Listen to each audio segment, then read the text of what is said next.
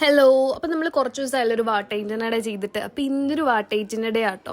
അപ്പം നമ്മൾ കുറച്ച് ഷോപ്പിങ്ങിന് വേണ്ടിയിട്ട് ബ്രോഡ്വേയിൽ വന്നേക്കണമായിരുന്നു കേട്ടോ. അപ്പോൾ വന്ന പാടെ ഭയങ്കര ചൂടായതുകൊണ്ട് നമ്മൾ അവിടെ നിന്ന് 2 സർബത്ത് കുടിച്ചിട്ടുണ്ടായിരുന്നു.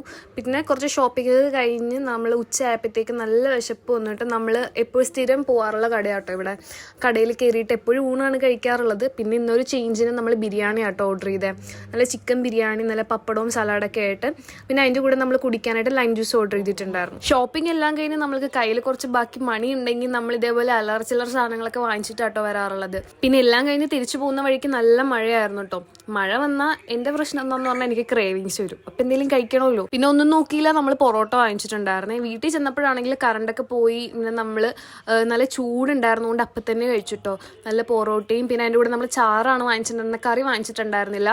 പുറത്ത് നല്ല മഴ, കഴിക്കാനാണെങ്കിൽ നല്ല ചൂടുള്ള പൊറോട്ട വിത്ത് ബീഫ് ആൻഡ് അതിൻ്റെ കൂടെ ഒരു കട്ടൻ ചായ. എന്താല്ലേ കോമ്പിനേഷൻ.